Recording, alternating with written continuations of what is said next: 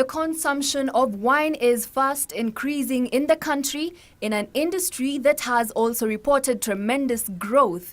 The markets have carefully watched the millennial generation. Wine tasting was the most attended event this year, food harmonization as well as wine art events in what seemed to be serene environments, converging wine lovers for a bunch of fun activities. According to Kelvin Kimani, a wine master at Wow Beverages, some of these events are aimed at educating the consumer market on the wine craft. Part of the objective for this event is education, enjoyment, entertainment. Know your wines, know your different wine regions. So Wow Beverages is very strong with that. We encompass at 3/4 of the world. Yeah, we may not have all the wines in the world, but we cover quite a significant portion.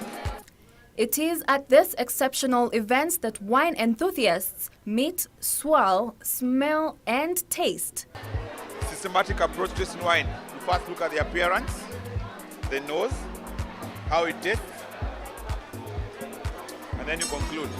It's as simple as 4 steps. Although the trend is slowly picking up, wine lovers have embraced the craft of tasting wine, with few making it a lifestyle.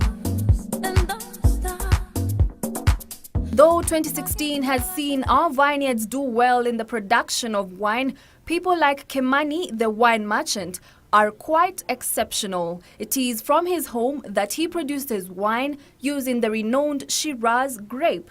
Although making wine from home may seem as easy as ABCD, it is quite a complicated production process. What happens, the first process that you do is that when you get the grapes, is that you destem them. That is, you remove them from the batch. You remove each individually.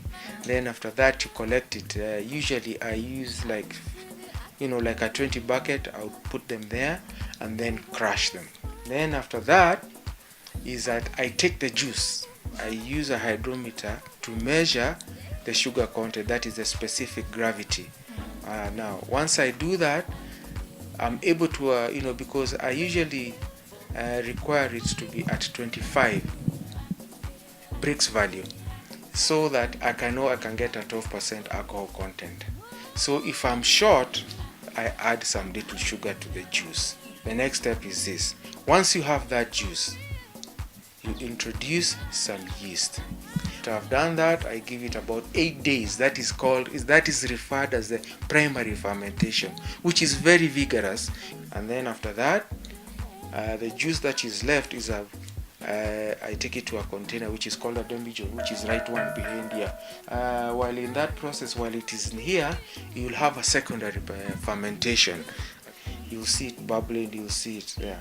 So that takes a while. That will take about, say, even it can go to about, say, a month and a half.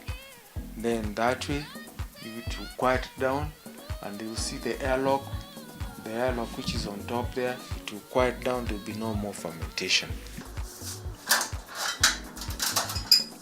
Licensing is one of the major challenges being experienced by local wine merchants like Kimani. Before you build a clientele, you get your brand name out there, and also the licensing aspect is quite challenging. But if it gets going, it should be rewarding in the long run. With more local wine distillers such as Kimani who have found value in grapes, local wine market is now set for even greater heights, with the aim of challenging the dominant continental giant South Africa, banking on demand from local wine enthusiasts. For Channel 1 News Hour, I am Karen Thiongo.